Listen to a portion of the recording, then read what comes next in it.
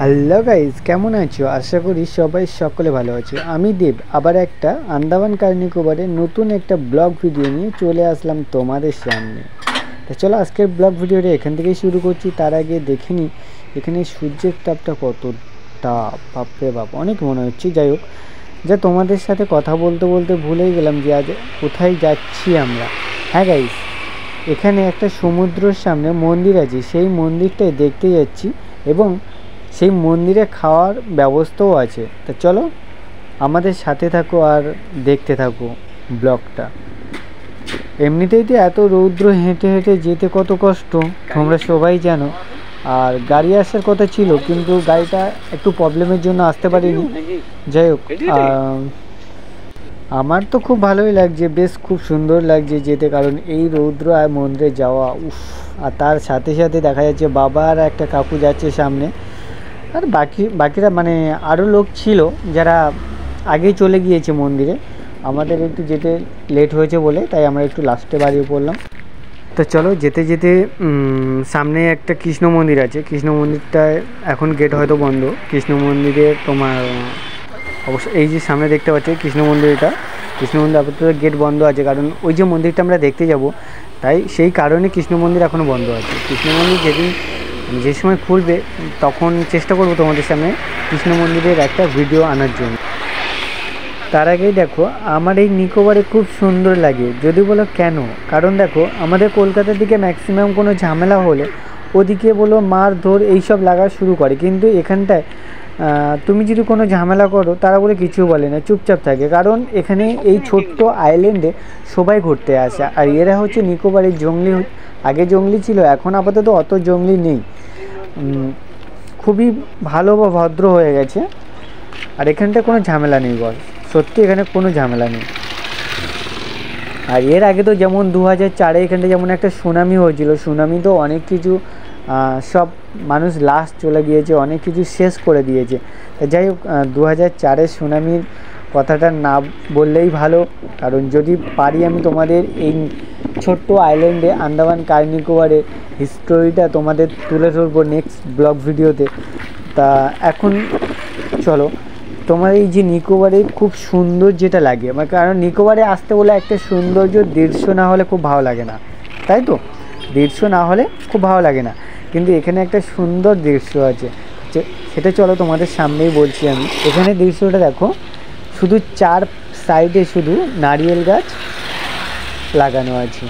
আর এখানে নারকেল গাছ দেখতে গেলে সত্যি কথা বলছি গলা উঁচু করে দেখতে হবে। হ্যাঁ বস, সত্যি কথা বলছি, গলা উঁচু করে দেখতে হবে, কারণ এখানে এই যে নিকোবরের নারকেল গাছগুলো এত এত উঁচু, অসম্ভব, না দেখে তুমি বুঝতেই পারবে না। তা তোমাদের সাথে কথা বলতে বলতে সবে হাফ রাস্তায় এসে পৌঁছালাম। আন্দামান কার নিকোবরের ভিউটা দেখতে থাকো।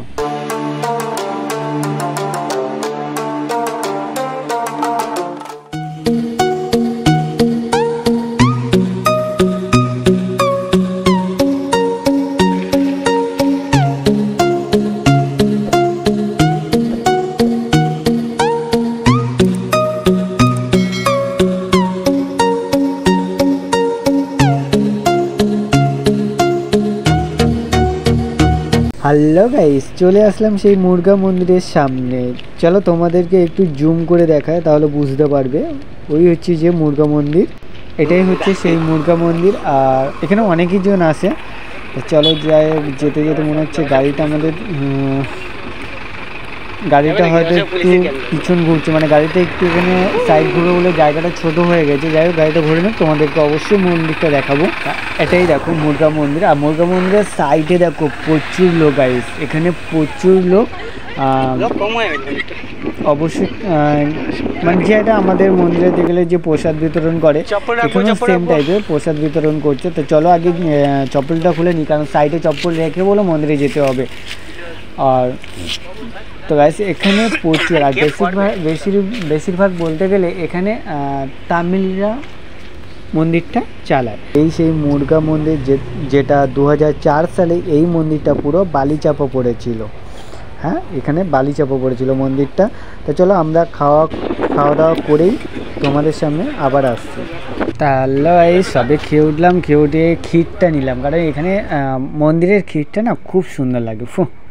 তা ক্ষীর খেতে খেতে ভাবলাম তা চলো একটু সমুদ্র ধারে যাই। বাবা আর ওই কাকুটা হয়তো মন্দিরের ভিতরে বসে আছে, তাই আমার কোনো কাজ নেই বলে সমুদ্রের ধারেই চলে আসলাম।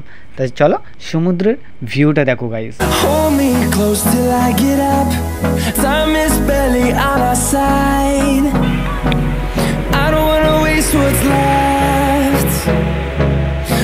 চলো গাইস, এবারে তোমাদের এমন একটা জায়গায় নিয়ে যাব, সেখানে শুধু বুকের ভিতরে হাহাকার করবে। তা চলো গাইস, মানে 2004-এ যেখানে যে হারে ভূমিকম্প বা সুনামি হয়েছিল, আর সেই জায়গায় যাচ্ছি। দেখো সেখানে ঘর বা বিল্ডিং কী অবস্থা হয়ে গেছে দেখো, আর চার সাইডে যেন শুধু জঙ্গল আর জঙ্গল আর জঙ্গল। তা বাবার কাকুটা আগেই চলে যাচ্ছে, আমি পিছনে যাচ্ছি। তা চলো অবশ্যই দেখো। আর এখানে তো বলতে গেলে সত্যি ভগবানও থাকে, তুলসী গাছও দেখো লাইনে। তা পুরো সুনামিতে একদম এই হচ্ছে সেই ভয়ঙ্কর বাড়িঘর গাইস, কি ভয়ঙ্কর দেখো। আর পুরো একদম শেষ করে দিয়েছে সুনামিতে বিভৎসভাবে। আর পুরো দেখছো নারকেল গাছ, দেখেছো চার সাইডে শুধু নারকেল গাছ আর নারকেল গাছ। তা বাবাকে বলেছিলাম যে ঘরটার ভিতরে ঢুকবো, তা বাবা বললো না ওখানে ঢুকবি না, কারণ ওখানে অনেক দিন হয় 2004 থেকে, আর এটা কোথায় 2024 পড়তে যাচ্ছে। তাহলে ভাবতে পারছো কত বছর ধরে ওই বাড়িটা আছে। তা ভাবলাম যে আর বেশি দেরি না করে ওখান থেকে বার হয়ে যাব। তা সত্যি আছে, ওখান থেকে বার হয়ে যাচ্ছি। আর আমার নিজেরও ভয় লাগছে। তা যেতে যেতে দেখলাম কি লজ্জাপতি গাছগুলো, এটা কি সত্যি লজ্জাপতি গাছ কিনা আমি জানি না, বাবা বলছিল, তাই একটু গায়ে টক্কা মেরে দেখছিলাম, কিন্তু কিছুই তো হচ্ছে না, বুঝতে পারছি না। তোমরা যদি অবশ্যই বুঝতে পারো তাহলে অবশ্যই কমেন্ট করে জানাও এটা লজ্জাপতি গাছ কিনা, আমি তো চিনতেই পারছি না। তা বেশি দেরি না করে বাড়ির দিকেই যাওয়া ভালো, কারণ অনেক বেলা বসে যাচ্ছে। কিন্তু বাড়ি আসার পথে দেখি কুল গাছ, আর কুল গাছে অনেক মেয়েরা আছে ওখানটায়। কত মেয়েরা ছিল, কুল পাচ্ছিল, শুধু আমরা গিয়ে ডিস্টার্ব করে দিলাম। কিন্তু ভাবলাম যে ওখানে কুল গাছ যখন দিয়েছি, মানে দেড় বছর কুল খায়নি, ভাবতে পারছো। তাই ভাবলাম যে সবাই মেয়েরা কুল পাচ্ছে, ওরাও চলে যাবে। চলে যাবার পরে আমি গাছে উঠলাম, গাছে উঠে বাইস কতটা কুল নাড়া দিয়েছি দেখো, নিচে গুড়িয়ে পাচ্ছি না একা, আরও পাশে আছে সবাই ঘোরাচ্ছে ভিডিও করে। আমি ঘুরিয়ে এক জায়গায় করে কতগুলো রাখলাম দেখো, চলো দেখো অবশ্যই গাইসটা। ওয়াও গাইস, কত কুল দেখেছো তাহলে, আমার তো জিভে জল এসে গিয়েছে গাইস।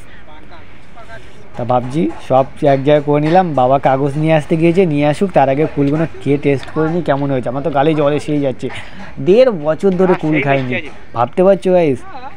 এরকম 1.5 বছর ধরে কুল কেউ মিস করে, আমি তো নিজেও মিস করতে পারছি না। তা এমন জায়গায় কুল গাছগুলো এমন জায়গায়, কারণ কি বলে, আমার তো মাথায় আসছে না কি বলে কোনো ওই।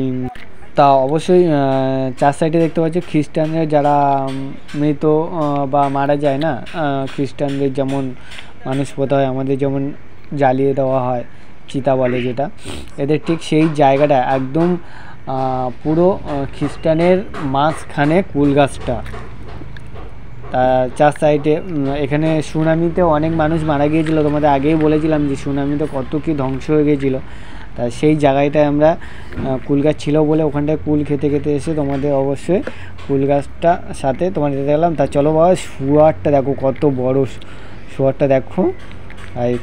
তা চলো তো গাইস, আজকের ভিডিওটা এইটুকুনি পর্যন্ত। ভিডিওটা যদি ভালো হয়ে থাকে অবশ্যই শেয়ার করো, লাইক করো, কমেন্ট করো। আর যারা আমাদের চ্যানেলে নতুন আছো তাদেরকে অবশ্যই বলবো তোমরা আমাদের চ্যানেলে এসে চ্যানেলটিকে সাবস্ক্রাইব করে পাশে থাকা বেল আইকনটিকে প্রেস করে দাও, যাতে আরও নতুন নতুন ভিডিও তোমাদের সামনে তুলে ধরতে পারি। তো চলো বাই।